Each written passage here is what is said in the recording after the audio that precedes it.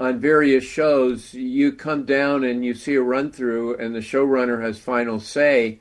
And there would be plenty of times when I would be reblocking scenes, like, no, no, they should be over here. And, and I would be involved in the editing.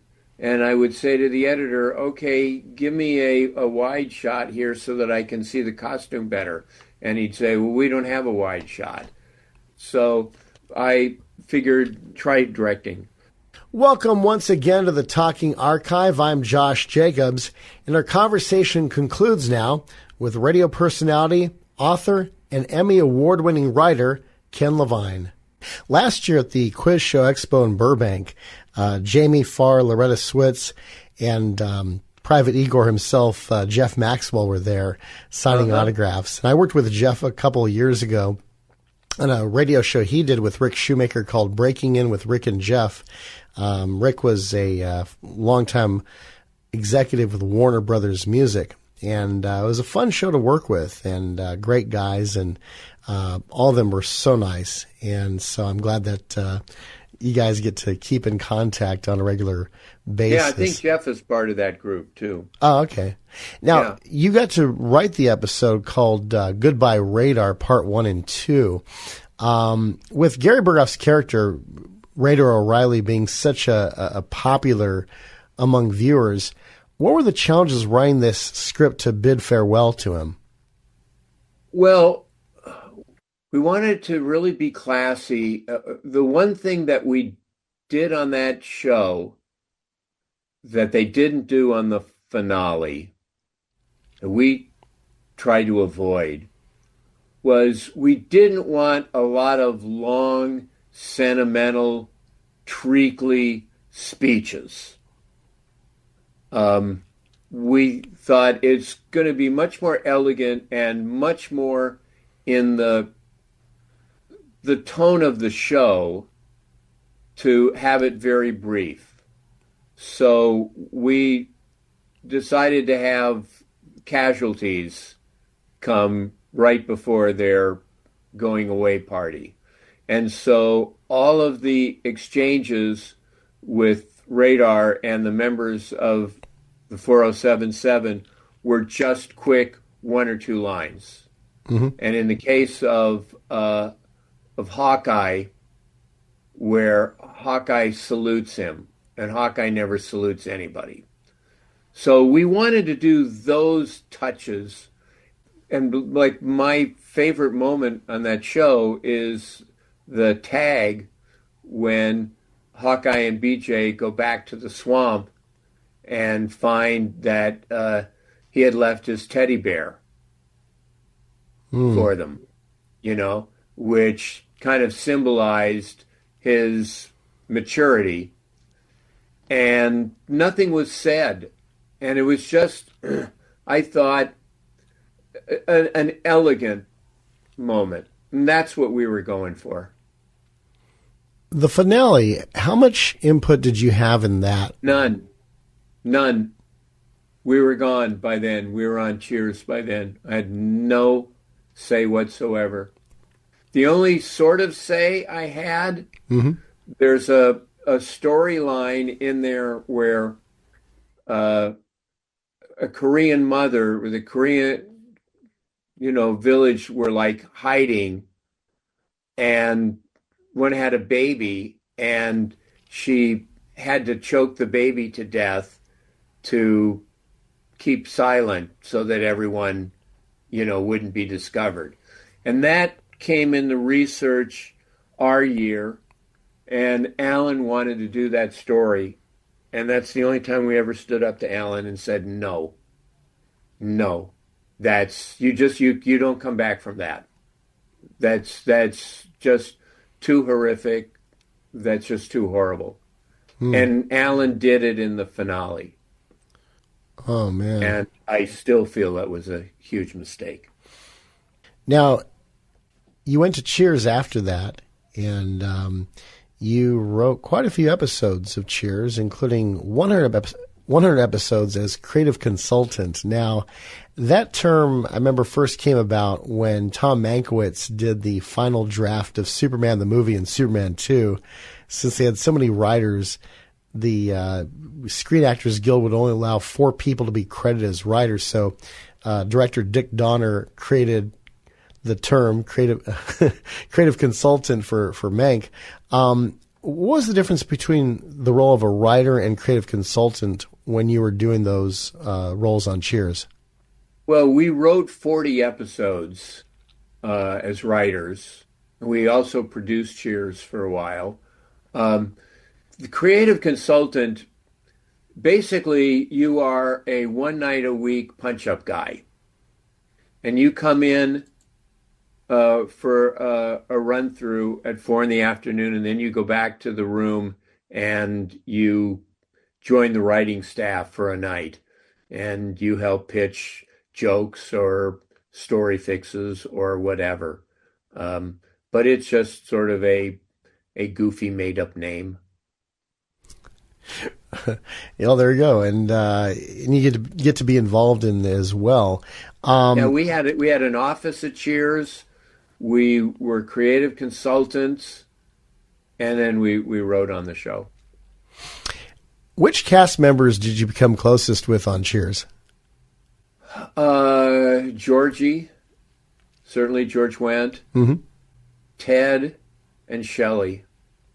In fact, George was in one of my favorite movies growing up.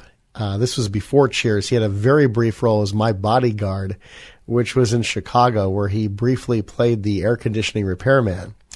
And then 2 years later, he become a superstar. Yeah, he's great. He's great. No, I'm friends with him. It's fun during the lockdown, the pandemic. Along with really terrific sportscaster Jason Benetti, we got the idea of let's do like a Zoom reading of one of our Cheers scripts using major league announcers. So we got Jason to do Frasier. We got Chip Carey from the Cardinals to do Ted.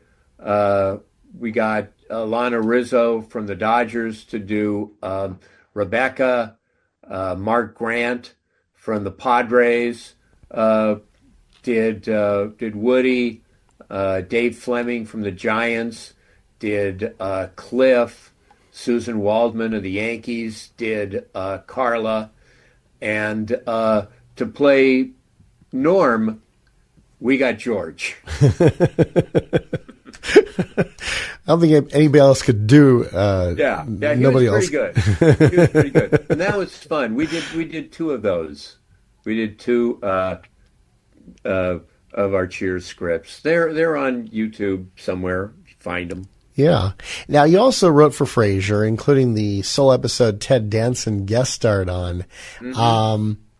Tell us about how that episode came about. Was the idea of Sam Malone yours, and how much of a challenge? Because Ted, I think, was on Becker, or was he between gigs? No, he was between gigs. Becker was later. Oh, okay.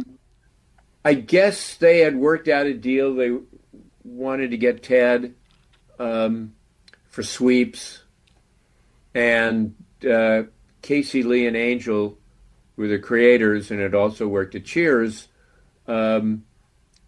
Asked us to write it, since we obviously knew Ted.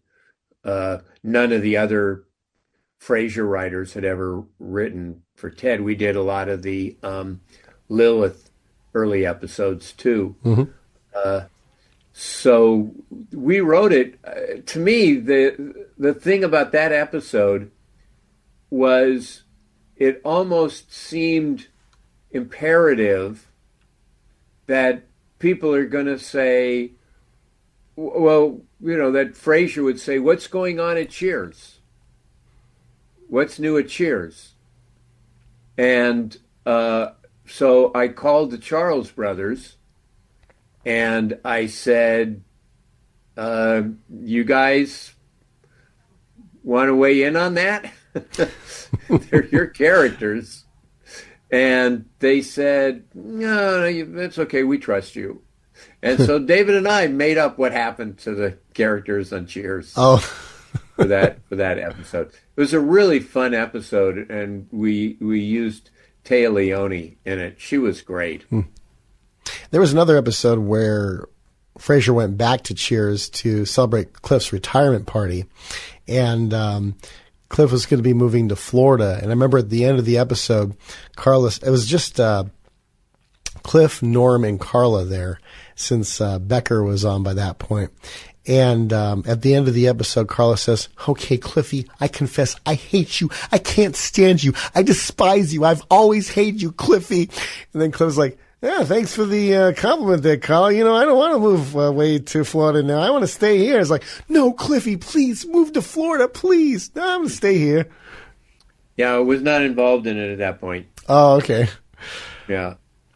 Now, you also got to direct an episode of Frasier as well as some other shows. How did you get to do some directing as well?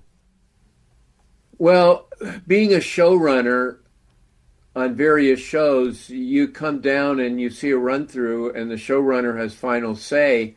And there would be plenty of times when I would be reblocking scenes, like, no, they should be over here, and and I would be involved in the editing, and I would say to the editor, "Okay, give me a wide shot here so that I can see the costume better," and he'd say, "Well, we don't have a wide shot." And like, oh Christ. So I figured, try directing.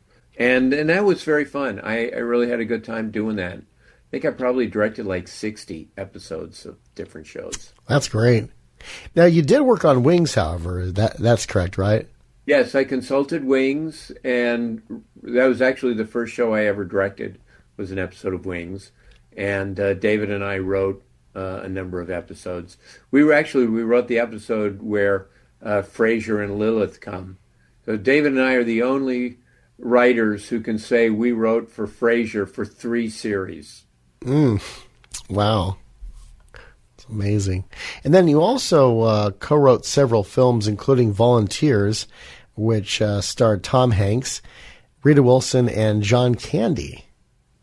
Yeah, we that was like 5 years of writing and rewriting and stuff like that, and movie going into turnaround and going to a different studio and blah blah blah, and yes, it finally got made.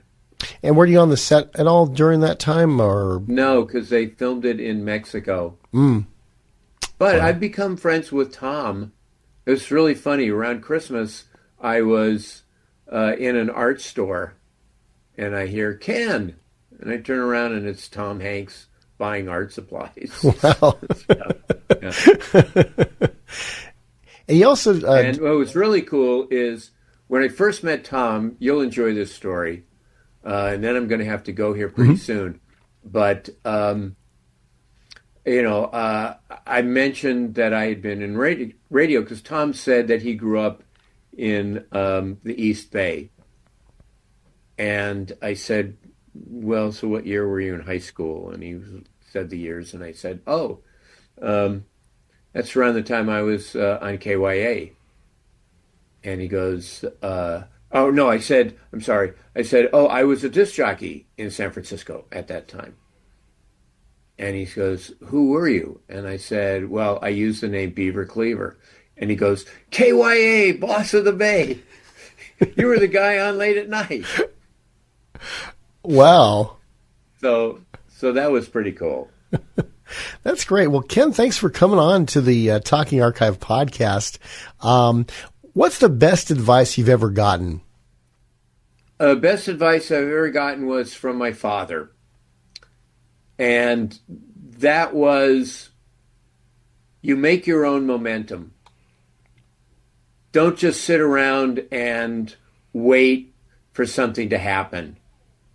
Go out there and do something. Work hard at what you do, but you make your own momentum. That would be the best advice.